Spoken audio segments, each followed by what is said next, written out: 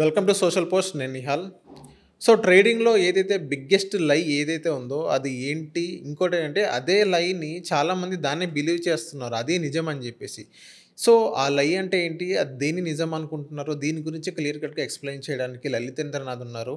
Stock market trader. ఒకసారి సార్‌తో మాట్లాడదాం. నమస్తే సార్. నమస్తే. Welcome to social post. Sir ఇప్పుడు ట్రేడింగ్‌లో బిగ్గెస్ట్ లై ఏంటి సార్? ఏదైతే ఆ లైని చాలామంది అదే నిజం అనుకుని బిలీవ్ చేస్తారు.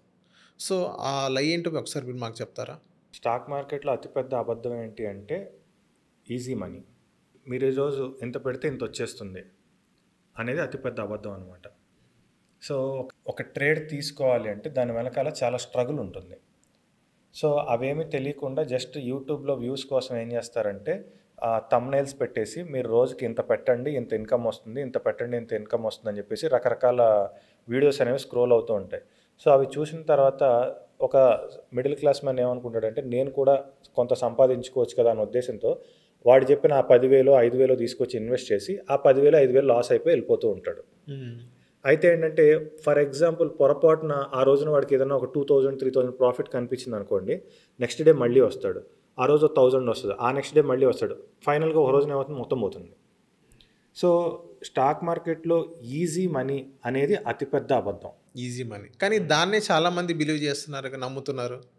నమ్ముతున్నారు అంటే ఆ విధంగా మనకి బయట మార్కెట్లో సోషల్ మీడియాలో పర్టికులర్గా చెప్పాలంటే మన సోషల్ మీడియాలో దాని మీద ఎక్కువగా వీడియోస్ ఉన్నాయి అలాగా.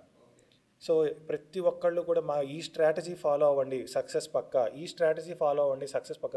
మీరు కావాలంటే చూడండి, ఒక పర్టికులర్ యూట్యూబ్ ఛానల్ ఉందనుకోండి, only stock market related YouTube channel ఒకదాన్ని తీసుకోండి మీరు. ఆ ఛానల్ వాళ్ళే ఇవాళ ఒక స్ట్రాటజీ పెడతారు, రేపు ఒక స్ట్రాటజీ పెడతారు, ఎల్లుండి ఒక స్ట్రాటజీ పెడతారు, తర్వాత ఇంకో రోజు ఇంకో స్ట్రాటజీ పెడతారు. మరి రోజుకు ఒక స్ట్రాటజీ పెడుతుంటే ట్రేడర్ ఏది ఫాలో అవ్వాలి? అసలు ఒక స్ట్రాటజీ పెట్టిన తర్వాత రెండో స్ట్రాటజీ పెడుతున్నారు అంటే ఫస్ట్ ఇది ఫెయిల్ అయిపోతుందని మీరు ఒప్పుకుంటున్నట్టే కదా. అప్పుడు మరి ఆ వీడియో డిలీట్ చేయాలి కదా. కానీ ఆ వీడియో డిలీట్ చేస్తారా? చేయరు. ఎందుకని? వ్యూస్ కోసం. సో ప్రతి ఒక్కళ్ళు ఏంటంటే రోజు ఒక స్ట్రాటజీ, ఇంకో స్ట్రాటజీ, ఇంకో స్ట్రాటజీ, ఇంకో స్ట్రాటజీ, ఇంకో స్ట్రాటజీ, ఇలా నంబర్ ఆఫ్ స్ట్రాటజీస్, ఆ స్ట్రాటజీస్ మీద వీడియోస్ జనాల్ని అట్రాక్ట్ చేస్తాయి. సో ఆ అట్రాక్షన్ వల్లనే జనాలు లాస్ అవుతున్నా కానీ ఇంకా అంటే మనకేంటి, ఏదో ఒక రూపాయి వస్తుంది అని ఒక ఆశ ఉంటుంది కదా ప్రతి మనిషికి. ఇప్పుడు ఈ రోజున మనకి ఖర్చులు ఏ విధంగా ఉన్నాయి బయట? ఒకప్పటికి ఇప్పటికి ఖర్చులు అనేది ఒకేసారి బాగా పెరిగిపోయాయి.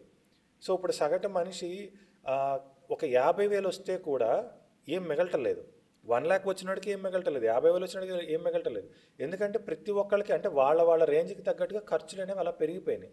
కాబట్టి అందుకే ప్రతి ఒక్కళ్ళు ఏంటంటే సెకండరీ ఇన్కమ్ అనేసి సెకండ్ ఇన్కమ్ కోసం చూస్తూ ఉన్నారు. ఈ సెకండ్ ఇన్కంలో అంటే మనం జాబ్ చేస్తూనే ఉండాలి, కానీ మనకు సెకండ్ ఇన్కమ్ వస్తూ ఉండాలి. అంటే మనకి ఏంటి అంటే చేతిలో మనకు మొబైల్ ఉంది, ఓకే యూట్యూబ్ ఓపెన్ చేసాం, ఓకే 10,000తో రోజుకి 2,000 సంపాదించవచ్చు అని చెప్పేసి మనకి స్క్రోలింగ్ అనిపిస్తుంది. ఓకే క్లిక్ చేసేసి ఓకే ఏదేదో స్ట్రాటజీ అంటే ఓకే బాగానే ఉంది, మనం కూడా డీమ్యాట్ అకౌంట్ ఓపెన్ చేసేసి ఆ స్ట్రాటజీ ఫాలో అయ్యి ఎంటర్ అయిపోవడం. సో దీనివల్ల ఏంటంటే ఎక్కువ మంది లాస్ అయిపోతూ ఉంటారు. ఇదే అతిపెద్ద అబద్ధం. ఈ స్ట్రాటజీ ఫాలో అయితే ఇలా సక్సెస్ పక్క ఏది స్టాక్ మార్కెట్లో 100% సక్సెస్ అయిన స్ట్రాటజీ అనేది ఇంతవరకు లేదు. ఓకే సార్, ఇప్పుడు నేను ఒక 1000తో స్టార్ట్ చేశాను అనుకోండి, ఒక 1 ఇయర్ వరకు నేను రియలిస్టిక్గా ఎంతవరకు సర్వైవ్ అవ్వగలను అంటారు? స్టాక్ మార్కెట్లో మీరు రియలిస్టిక్గా ఎంత సంపాదించవచ్చు అంటే ఫర్ ఎగ్జాంపుల్ 1000తో స్టార్ట్ చేస్తే మీరు ఒక 1000 తీసుకున్నారు అనుకోండి, 1000లో 1% అంటే ఎంత? 1000 1% అంటే తక్కువ, 10 రూపీస్. 10 రూపీస్ అంటే మీరు స్టాక్ మార్కెట్లో 1000 రూపీస్ పెడితే పర్ డే మీ ఎక్స్పెక్టేషను 10 రూపీస్ ఉండాలి. ఓకే. పర్ డే మీ ఎక్స్పెక్టేషన్ 10 రూపీస్ ఉండాలి. ఓకే.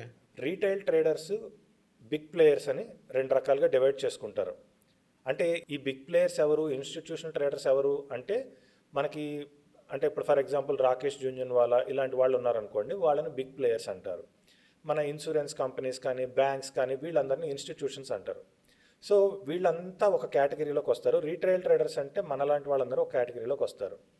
మనలాంటి వాళ్ళు ఏంటంటే ఫర్ ఎగ్జాంపుల్ ఒక 1,00,000 రూపీస్తో ట్రేడింగ్లోకి ఎంటర్ అయ్యాం అనుకోండి. సో 1,00,000తో నేను వాళ్ళ ట్రేడ్లోకి ఎంటర్ అయితే నా ఎక్స్పెక్టేషన్ ఎంత ఉంటుంది? జనరల్గా వాళ్ళ 1,00,000తో దిగాం కాబట్టి ఒక 5,000 నుంచి ఒక 10,000 తీసేయాలనుకుంటారు. 1,00,000 ఫర్ ఎగ్జాంపుల్ 5,000 అనుకోండి, 1,00,000కి 5,000 అంటే ఎంత పర్సెంటేజ్ అది? 1,05,000 అంటే చాలా 5%. ఓకేనా? సో అంటే 1 మంత్ అయ్యేసరికి అది ఎంత పర్సెంటేజ్ అవుతుంది?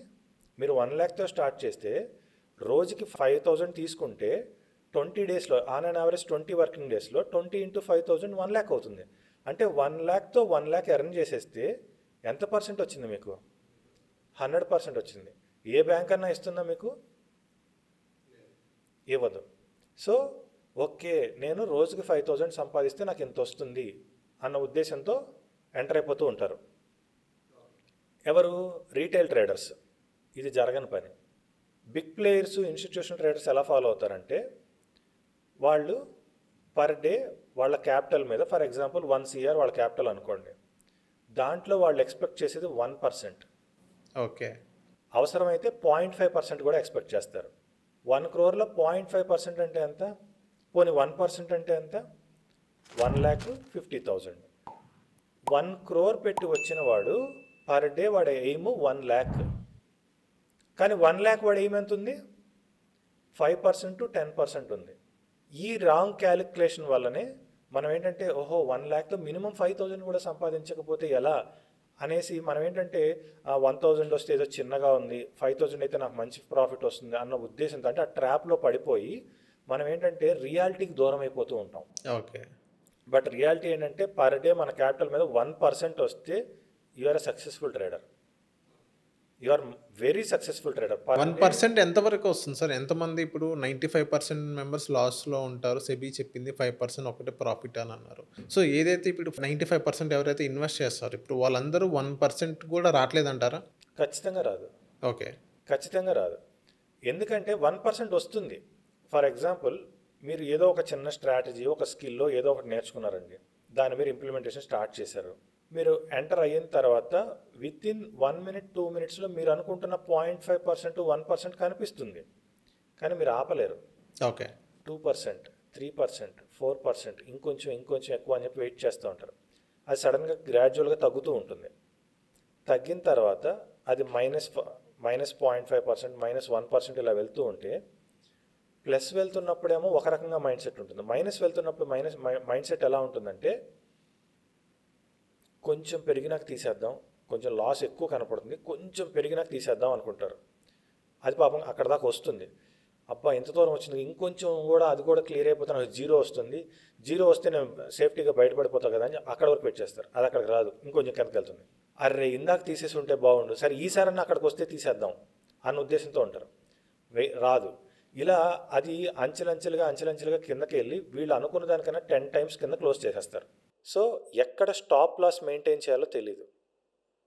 ఆ స్టాప్ లాస్ ఒకవేళ పెట్టుకున్నా కానీ ఇంకొంచెం వెయిట్ చేద్దాం, రికవర్ చేద్దాం అన్న పాయింట్ ఆఫ్ వ్యూలోనే, అంటే దాన్ని ఓవర్ ట్రేడింగ్ అంటారు, దాన్ని రివెంజ్ ట్రేడింగ్ అని కూడా అంటారు.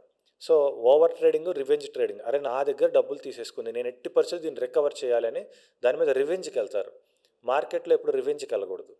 మనం రివెంజ్కి వెళ్తే మనకే లాస్ వస్తుంది. సో ఆ రివెంజ్ ట్రేడింగ్ వల్ల కూడా ఎక్కువ మంది నష్టపోతూ ఉంటారు. సో థ్యాంక్ యూ సార్ మా సోషల్ పోస్ట్ వచ్చినందుకు. Thank you.